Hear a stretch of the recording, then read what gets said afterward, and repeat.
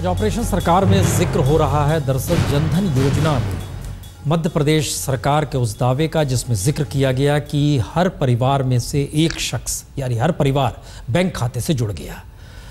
राष्ट्रीय अखबारों में एक पन्ने का विज्ञापन और इन सब के बीच आज तक की एक पहल की जरा देखा जाए, समझा जाए, परखा जाए कि क्या वाकई इस देश में एक ऐसी व्यवस्था बन चुकी है जहां हर परिवार तक वाकई लोग पहुंच जाते हैं। सिर्फ ये देखने भर का प्रयास था। 3 जिले भोपाल, इंदौर, बैतूल, यहाँ पर भी हमारे संवाददाता गए।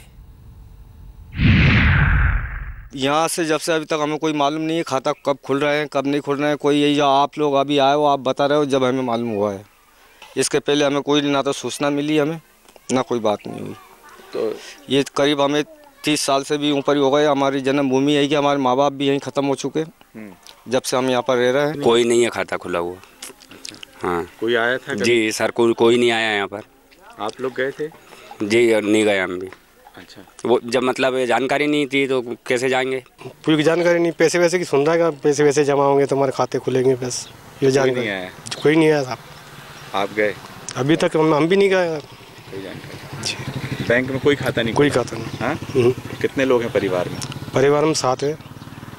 किसी के नाम पे कोई खाता नहीं? नहीं। हाँ? किसी के नाम पे नहीं। ना ही उसकी कोई जानकारी दी किसी ने आज तक हमें। नहीं, किसी ने नहीं दी, किसी ने नहीं दी। ऐसा कुछ भी जानकारी नहीं दी है कि आप खाता नहीं खुलवाओ, ऐसा कोई ना आके बताया नहीं अभी तक। पर वो पता नहीं है कि कैसे कहीं हुई। हमको नहीं है इस बात का कुछ पता। नहीं बताया। नहीं। प्रधानमंत्री जनधन योजना के तहत खाता खुलवाने 2-3 बार बैंक जा चुके हैं, लेकिन वहाँ पे हर बार परेशान किया जाता है। कहा जाए कभी कोई फार्म दे दिए जाते, कभी कोई फार्म दे दिए जाते हैं और बोलते हैं कि अब ये भर के लाओ, अब वो भर के लाओ। मैं 1.5 महीने से बैंक के चक्कर काट रहा हूँ और मैं एक बार गया था तो उन्होंने मुझे दूसरा फॉर्म दे दिया।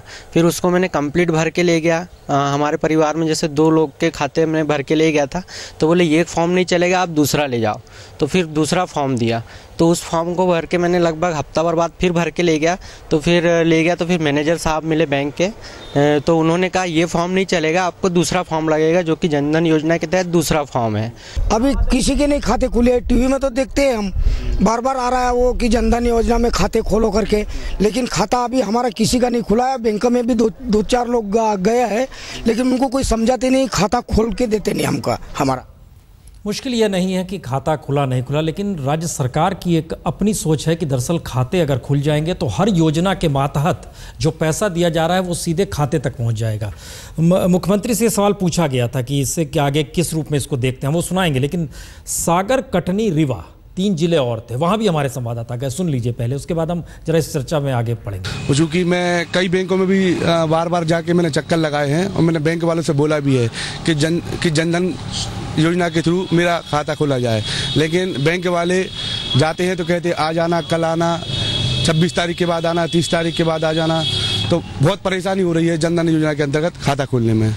नहीं, अभी मेरा खाता नहीं खुला है और मैं कई बार तो वहाँ बड़ा बाजार स्टेट बैंक की जो शाखा है वहाँ मैं गया, मैंने सारे डॉक्यूमेंट्स भी कंप्लीट कर लिए, लेकिन वहाँ बोलते ये कंप्लीट नहीं है, वो कंप्लीट नहीं है। आधार कार्ड भी लेके गया, अभी नहीं खुला। कई बैंक में गए तो कोई सुनता ही नहीं है, पता नहीं क्या सुनते ही नहीं है। आप परेशान करे हैं बस, अब बोलते हैं सबके खुल रहा है। हमारा खाता नहीं खुला है, बैंक वाले कहते हैं कि नहीं ये कुछ लाभ नहीं मिलेगा आपको, और ना ऐसा कोई प्लान नहीं है। हम कई बार बैंक गए हैं लेकिन हमारा जनधन योजना खाता नहीं खुला है और वहाँ से हम वापस चले आते हैं। बैंक वाले कहते हैं ये चीज़ ले आओ, वो चीज़ ले आओ, कहाँ से कितना चीज़ लेके आए। परिचय पत्र ले आओ, कहीं बोलेंगे मार्कशीट ले आओ, तो दिक्कत हो जाती है। हम लोग जाते रहे तो वहाँ से टरका देते थे, कल खुलेगा, परसों खुलेगा, तो सर खुल ही नहीं पाया हमारा खाता। भीड़ बहुत थी, चले आए हम, क्या करें। अभी तक खाता नहीं खुला? नहीं खुला भाई, हमको मालूम है कि बाकी हम कहाँ खुलवाएं कहाँ ना खुलवाएं, कोई अंदाजा नहीं है। वो जब आएंगे तब फिर खुलेगा 1 महीना बाद, तो हमने बोला ठीक है भैया, जब आएंगे तो खुलवा लेंगे। योजना बड़ी है, खाते खुल जाएं तो जाहिर है बहुत बड़ी राहत होगी। और ये सवाल मुख्यमंत्री शिवराज सिंह जी से भी पूछा गया कि खाते खुलने का मतलब शायद एक बड़ा दृष्टिकोण है सीधे पैसा पहुंच जाएगा, बीच में बिचौलिए पैसा नहीं खाएंगे। उन्होंने माना इस बात को, लेकिन फिर वही सवाल, जब खाते नहीं खुलते हैं तब ऐसे जवाब का क्या मतलब है? अब बैंक अकाउंट में केवल जनधन योजना के लाभ तो मिलेंगे, बीमा का कवरेज जैसा मैंने बताया मिलेगा, ज़रूरत अगर पड़ी तो 5,000 रुपये तक का ऋण उसको मिल सकेगा। लेकिन इसके अतिरिक्त जितनी भी योजनाएं हैं जनता को लाभ पहुंचाने की, हितग्राहियों को लाभ पहुंचाने की, हम सीधे उनके खाते में पैसा भेज सकेंगे। हमने पहले से ही किसानों के खाते खोल रखे थे, हमारे यहाँ बड़ी संख्या में खाते पहले खुदे हुए थे, लेकिन अब कोई परिवार ऐसा नहीं कि जिसका खाता ना हो, तो कई योजनाओं का लाभ सीधे उनके अकाउंट पर पैसा भेज के हम सीधे पहुँचा सकते हैं।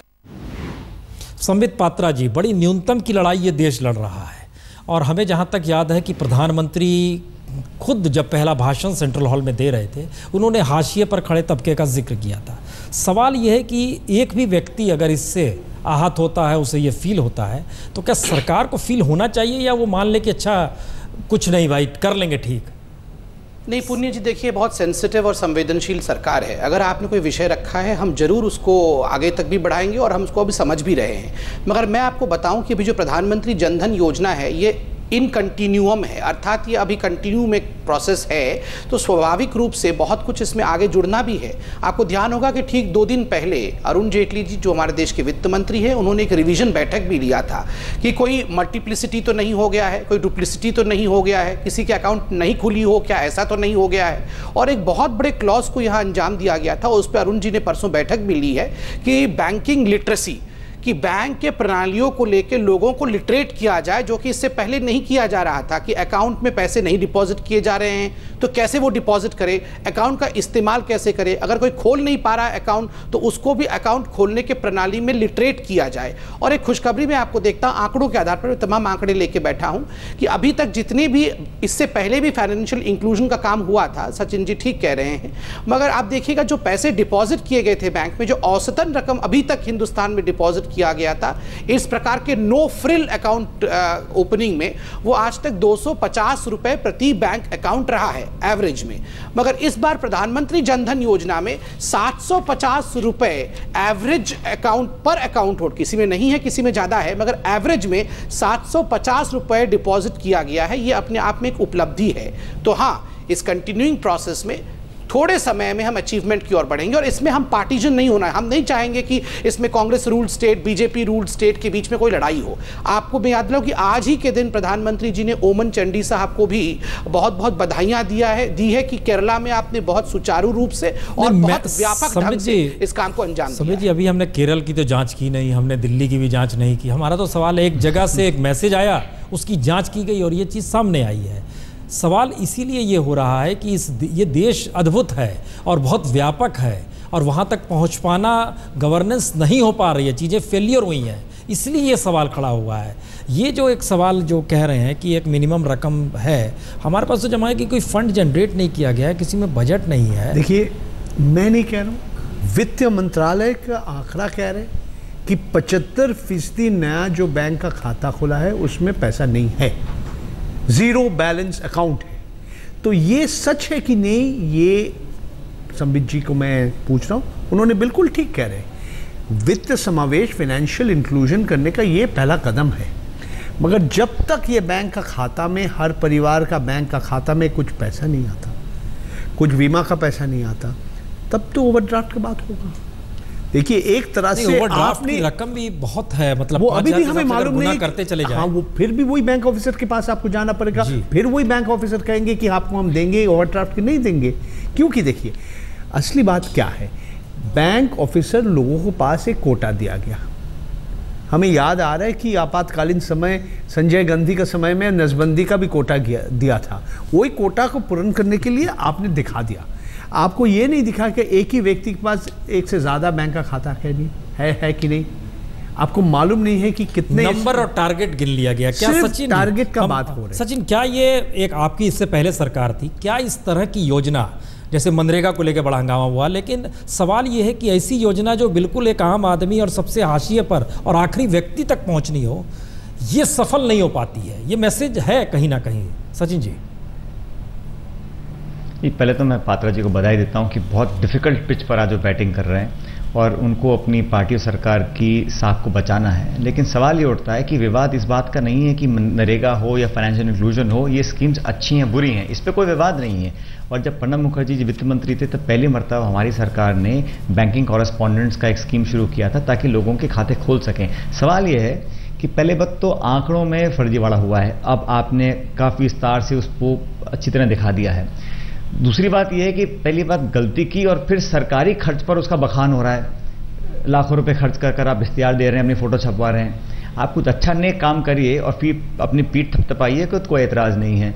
लेकिन सवाल बैंक खाते खोलने का नहीं है, सवाल ये है कि बैंक खातों में पैसा कितना है। सवाल ये है कि ये ज़ीरो बैलेंस अकाउंट्स में इसको खाते खोलने से किसी के पास कोई समावेश या पूंजी नहीं आ जाती है, लेकिन वो खाते भी कितने खोलें नहीं खोलें उसकी सच्चाई सामने आ गई है सिर्फ मध्य प्रदेश की। और चाहे प्रधानमंत्री जी हों चाहे मुख्यमंत्री जी हों, उन्हें गंभीरता से आत्ममंथन करना चाहिए कि वो कितना बोलते हैं, कितना करते हैं, कितना छपाते हैं। हितेश जी, कितना विज्ञापन पे खर्च हुआ? देखिए, उसके पहले मैं फिर 3 चीज़ें बहुत क्लियरली रखना चाहूँगा। नंबर 1, हर परिवार का एक अकाउंट खोलने का टारगेट हमको दिया गया था। नंबर 2, मध्य प्रदेश में 1,54,00,000 परिवार हैं, ये दोनों बातें सच हैं। नंबर 3, 1,04,00,000 परिवारों के अकाउंट ऑलरेडी थे, तो हमें केवल 50 लाख परिवारों का अकाउंट खोलना था, यानी कि उनमें से एक का अकाउंट हमें खुलवाना था। वो हमने किया है। अब मुझे ये समझ में नहीं आ रहा है कि इसको आप घोटाला कैसे बोल रहे हैं। नहीं, घोटाला नहीं, हमको एक बात बताइए। हाँ। नहीं, एक चीज बताइए हितेश जी, हमने 9 जिले संयोग था, आज विज्ञापन आया तो हमने कर लिया।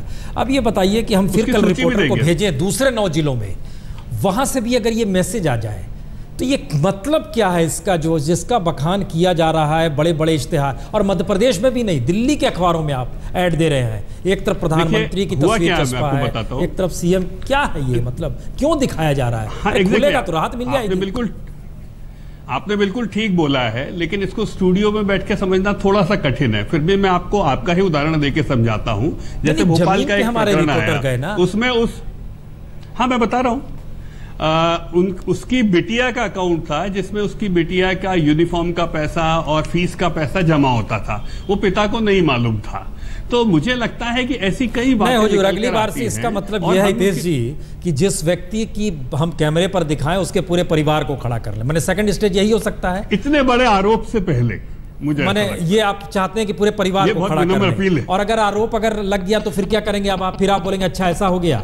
हम खाता खोल देंगे, पटरी पर कैसे आएंगी चीजें, हम उस दिशा में जाना सिर्फ चाह रहे हैं। पुण्य जी, कल से फिर कैंप लगा लेंगे, हम खाते खोलेंगे, कोई लड़ाई का विषय नहीं है। अरे जनाब, हम तो आपके सुझाव को आमंत्रित करते हैं, लेकिन आप एकदम घोटाला कह देंगे जहां 1,54,00,000 लोगों के। हमने घोटाला नहीं, ऑपरेशन लिखा है अपने पीछे, घोटाला कहाँ लिखा है? थोड़ा सा ज्यादा हो गया। नहीं, ये आपके लिए बड़ी छोटी चीज है। ये बोल रहे जो लोग 2 जून की लड़ाई लड़ते हैं ना, उनसे कभी पूछ के देखिए। डिफेमेशन टाइप हो गया है, थोड़ा सा ज्यादा आपके लिए। अब ठीक है, आप इसको जिस रूप में लीजिए। हाँ जी, संबित जी, आप क्या करें? देखिए, मैं टेक्निकली 2-3 पॉइंट रख दूं। हाँ, ठीक है कि इस प्रकार की समीक्षा होनी चाहिए, और आपने जो किया है वो बधाई योग्य है। आपने अगर 10 लोग भी ढूंढे हैं तो ठीक है, कोई भी एक्सक्लूडेड नहीं होना चाहिए। देखिए, जो 16 नंबर कॉलम है उसमें बहुत महत्वपूर्ण विषय है। पहले जो चल रहा था स्वाभिमान का, उसमें ग्रीवियंस नहीं था, there was no grievance redressal. मगर अब जो प्राइम मिनिस्टर जनधन योजना है उसमें 16 नंबर क्लॉज है, grievance redressal at the SLBC level in respective states. आपको मध्य प्रदेश में लगा कि हाँ कुछ लोगों का नहीं हुआ है तो ग्रीवियंस रिड्रेसल होगा, कोई बच के नहीं जाएगा, उसका भी हो जाएगा। और दूसरा, पुण्य जी देखिए, हम लोग सब यहाँ पढ़े लिखे लोग बैठे हैं और स्टैटिस्टिक्स हमने अपने जीवन में पढ़ा होगा। हमें थोड़ा ही लगा, हमें तो कहीं का नहीं लग रहा है, हमें तो लग रहा है सब जगह। लेकिन आपने कह दिया कि हमने कर लिया पूरा काम, इसलिए हमें लगा जरा क्रॉस चेक किया जाए। ये एक सेकंड पुण्य जी, एक सेकंड, हम सब ने अपने जीवन में कभी ना कभी स्टैटिस्टिक्स पढ़ा होगा। स्टैटिस्टिक्स में +और-5% की गुंजाइश ये नॉर्मल कहलाती है। मैं नहीं कह रहा हूं कि वहां गुंजाइश है कि नहीं, अगर भी होगी तो वो नॉर्मल कहलाएगी स्टैटिस्टिकल वर्ल्ड में।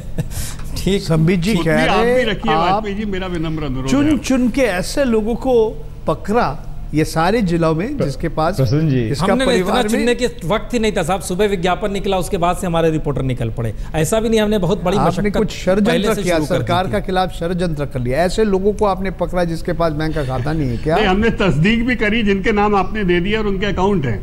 चलिए, ये आप कह रहे हैं तो अच्छी बात है। अब हम प्रयास करेंगे कि पूरा परिवार आ जाए स्क्रीन पर और उसके ज़रिए चीज़ों को बताया जाए कि देखिए ये स्थिति है। चर्चा हम यहाँ पर खत्म करें। बहुत बहुत शुक्रिया। देखिए, हम सिर्फ एक मैसेज कन्वे था कि इस तरीके से एक हाशिए और आम व्यक्ति जो रहता है पड़ा हुआ, उसके जहन में ऐसी योजनाओं को लेकर बहुत उत्साह और कहीं ना कहीं बहुत उम्मीद होती है।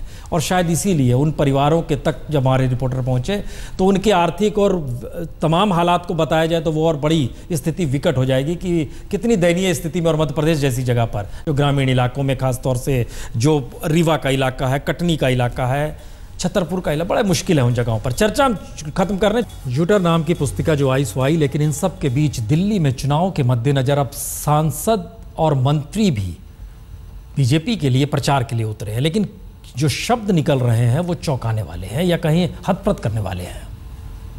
फैसला करना याद रखिएगा, ये आपको तय करना है कि दिल्ली में राम यादव की सरकार बनेगी, की सरकार बनेगी। आपको स्वयं फैसला करना है। फैसला करना याद रखिएगा, ये आपको तय करना है कि दिल्ली में राम यादव की सरकार बनेगी, की सरकार बनेगी। आपको स्वयं फैसला करना है। आप पार्टी डर गई है कि भारतीय जनता पार्टी रूपी कार्यकर्ता निकल गया है और ये मारीची रूपी बहुरूपीय को बनने नहीं देंगे, इसीलिए